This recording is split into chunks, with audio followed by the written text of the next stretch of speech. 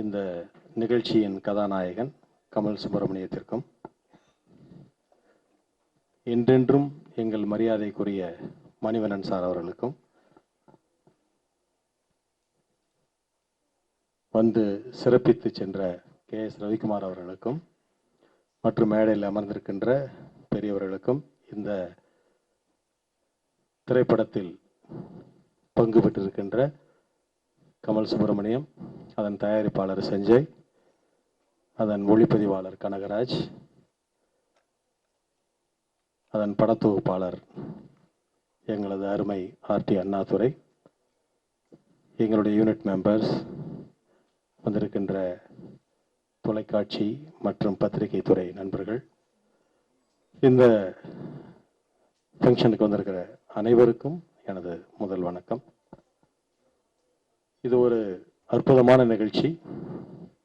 ஏறத்தாழ ஒரு 27-28 வருடங்களுக்கு அப்புறம் என்னுடைய ஃபுல் யூனிட்டையும் அழைத்து எங்களது அருமை தம்பி கமல் தன்னுடைய திரைப்படத்தின் கேசட் வெளியீட்டு விழாவில் எங்களை எல்லாம் சிறப்பு பண்ணினதை பெரிய கௌரவமாக நினைக்கிறோம்.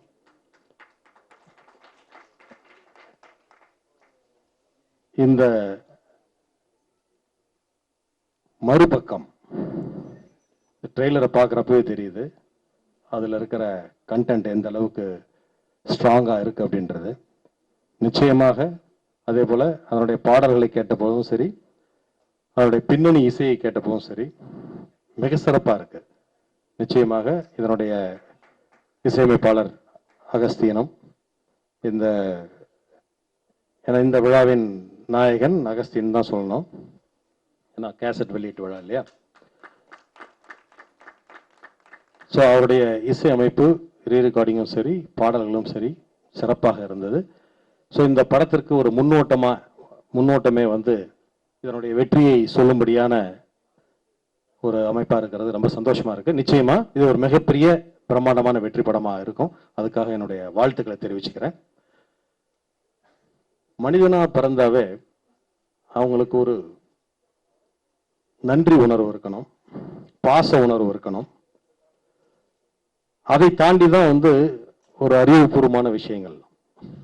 பொதுவாக சொல்லுவேன், எந்த ஒரு விஷயத்தையும் மனப்பூர்வமா எடுத்துக்கணும், அதை அறிவுபூர்வமா அதை வந்து டிசைன் பண்ணணும்.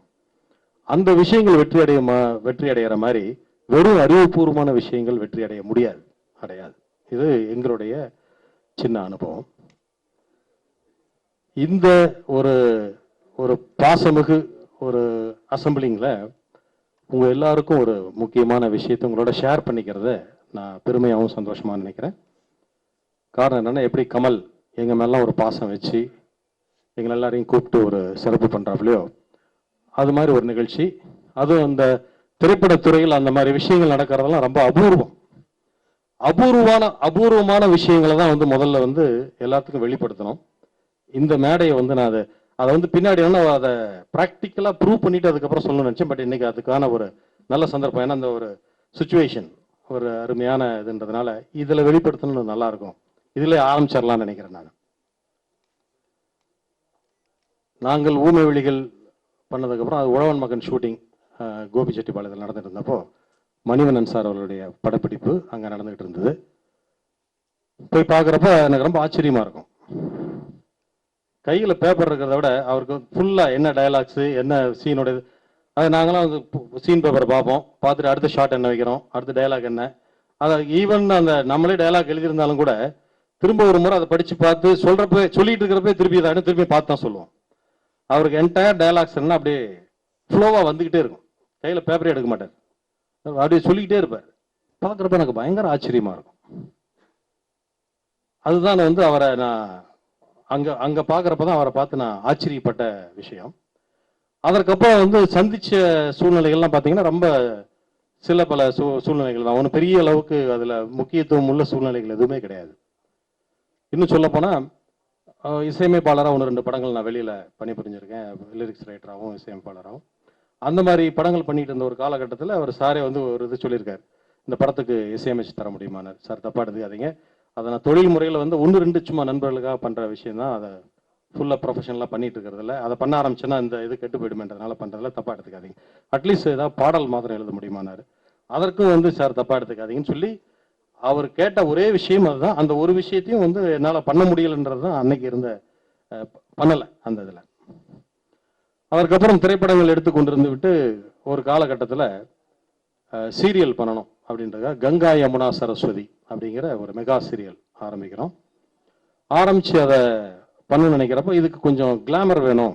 ஏன்னா ஃபஸ்ட் டைம் மெகா சீரியல் பண்ணுறோம், நம்ம வந்து கொஞ்சம் கிளாமர் இருந்தால் நல்லா இருக்குமே அப்படின்னு நினச்சப்போ டக்குன்னு தோணுச்சு, மணிவரன் சார் வந்து ஒரு கெஸ்ட் அப்பியரன்ஸ் கேட்கலாமே, ஒரு 4 நாள் வந்து பண்ணி கொடுத்தாருன்னா ஒரு பெரிய இது கிடைக்குமே அப்படின்னு சொல்லிட்டு ஒரு நண்பர் ஒருத்தர்கிட்ட நான் சொல்லி முதல்ல கேளுங்க அவர். ஏன்னா அப்போ வந்து பரபரப்பாக இருக்காரு. காலையில் டெய்லி வந்து 4 ஷூட்டிங் 5 ஷூட்டிங் போவோம். காலை இங்கே 2 மணி நேரம் 3 மணி நேரம், இங்கே ஆஃப் டே அங்கே ஆஃப் டே, எங்கே இருக்காருன்னு பிடிக்கிறதே கஷ்டம். அந்த மாதிரி ரொம்ப பரபரப்பாக இருந்துகிட்டு இருந்த காலகட்டம் அது. இப்படி என்னமோ தோணுச்சு, ஒரு இது கேட்டு பார்க்கலாமே, ஒரு கொஞ்சம் கேப்பில் பண்ணி கொடுத்தாருன்னா நமக்கு ஒரு கிளாமர் கிடைக்குமே அப்படின்ட்டு ஒரு நண்பர் ஒருத்தர் மூலியமாக சொல்லி அனுப்பிச்சப்போ கண்டிப்பாக நான் பண்ணுறேன் அப்படின்னாரு. நான் நினச்சேன் சரி சினிமாவில் தான் பண்ணிடுவோம் அப்படின்வாங்க, அதற்கப்புறம் அவங்களுக்கு பிடிக்கிறதே கஷ்டம். நான் நினச்சேன் சரி சொல்லியிருக்காரு பார்ப்போம் அப்படின்ட்டு. அதற்கப்புறம் வந்து ஒரு டைம் என்னுடைய பிரதர் சன் ஒரு ட்ரெயினில் போகிறப்போ சாரும் அந்த ட்ரெயினில் போயிருந்திருக்காரு. அங்கே பார்த்துட்டு போய் அறிமுகப்படுத்தி சொன்னப்போ, உங்கள் சித்தப்பாவோட சீரியல் நடிக்க போகிறோம்பா போய் சொல்லு அப்படின்னு வந்து சொன்னான். அப்படியா, ஓஹோ அப்போ உண்மையிலேயே சீரியஸாக தான் இருக்கார் போல் இருக்கு அப்படின்னு நான் நினச்சேன். ஏன்னா அன்னைக்கு இன்னைக்கு பார்த்தீங்கன்னாவே சேனலுக்கு வர்றதும் ப்ரோக்ராம் பண்ணுறது இன்னைக்கு ஒரு வேற மாதிரி ஒரு கலர் ஆயிடுச்சு. அன்னைக்கு காலகட்டத்தில் சின்ன திரைக்கு வர்றதுங்கிறது வந்து ஏதோ கௌரவ குறைச்சல் மாதிரி அப்படின்னு நினச்சிட்டு இருந்த ஒரு கட்டம். அந்த இதில் உண்மையில சீரியஸாக இருக்கார் போல் இருக்கே, நடந்துடும் போல் இருக்கே அப்படின்ற ஃபீலிங் வந்துச்சு. அதற்கப்புறம் வந்து ஒரு ஷூட்டிங்கில் மவுண்ட் ரோட்டில் ஷூட்டிங்கில் இருந்தப்போ அங்கே போய் கன்ஃபார்ம் பண்ணலான்ட்டு ஒரு அமௌண்ட் அட்வான்ஸ் எடுத்துகிட்டு சும்மா போய் பார்ப்போன்ட்டு நேரில் போய் அங்கே போய் பார்த்தேன். சார் இந்த மாதிரி ஆமாம்மா சொன்னாங்க, நான் பண்ணிடுறேன் சார், கண்டிப்பாக டெஃபினட்டாக நான் பண்ணுறேன் அதில் அப்படின்னாரு. சார் அப்படின்னு ஆரம்பிச்சோன்னே சார் அடுத்து அப்படின்னு ஆரம்பித்தேன். அப்படியே கையை பிடிச்சார், வாங்க வாங்க அப்படின்னாரு. வந்துட்டு சரி நீங்கள் வண்டியில் கிளம்புங்க, ப்ரொடக்ஷன் மேனேஜர் அனுப்புங்க. இல்லை அதெல்லாம் ரைட்டு சார், பட் எப்படி என்னங்கிறத வேற ஒன்றும் கிடையாது, அந்த சீரியலில் நான் நடிக்கிறேன் அவ்வளோதான் அப்படின்னாரு. இல்லை சார் மற்ற பேமெண்ட்டை பற்றி பேசுகிறதா இருந்தால் தயவுசெய்து இந்த பக்கமே வராதிங்க, உங்கள் சீரியலில் நான் நடிக்கிறேன் அவ்வளோதான். எனக்கு என்ன ஒரு நிமிஷம் புரியல. சரி இப்போ ஏதோ ஒரு இதுக்கு சொல்கிறாரோ அப்படின்ட்டு சொல்லிட்டு கையை பிடிச்சி இழுத்துட்டு வந்து காரில் உட்கார வச்சு ப்ரொடக்ஷன் மேனேஜர் வருதானே, ஏப்பா நீ வா டேட்ஸ்லாம் என்னென்னு கரெக்ட் பண்ணிக்குவோம் அப்படின்ட்டு அனுப்பிச்சி விட்டார்.